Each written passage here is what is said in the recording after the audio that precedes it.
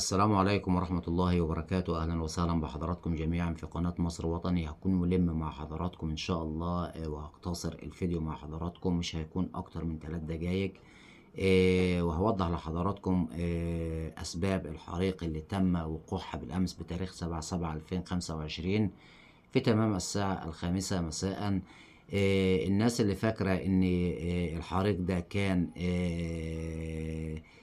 مجرد صدفة، ولكن أو من وحي الخيال، ده مش مجرد صدفة ولا من وحي الخيال، ده كان متخطط ليه وبعناية جيدة جدا.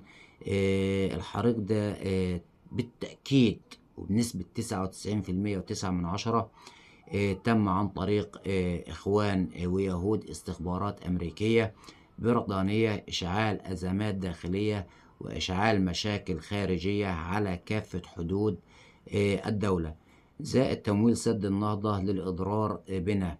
يعني أنا عايز حضرتك كده تتخيل إنها مؤامرات من وحي الخيال.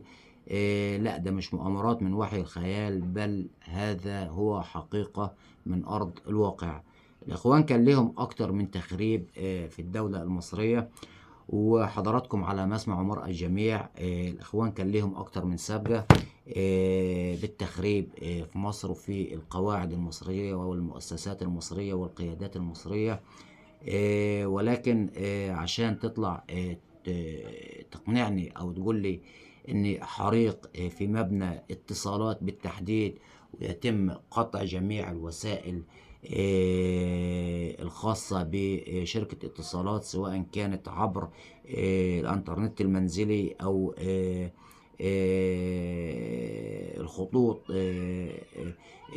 عبر هاتف المحمول، يتم إيقافها من الأمس الساعة 5 مساء حتى اليوم 8/7/2025 الساعة 3 مساء، يعني ما يقرب من 14 ساعة.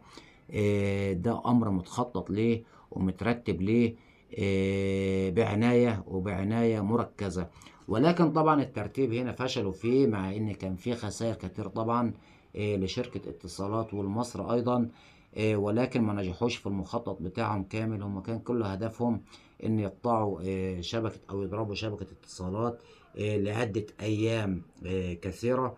ولكن بفضل الله تعالى وبفضل كل القيادات المصرية ومجهود السيد الرئيس عبد الفتاح السيسي، عادت الخطوط أو عاد اتصال جميع تواصل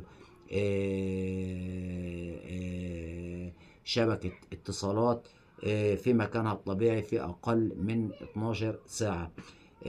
فالأمر ده يا سادة محترمين احنا اتعودنا عليه.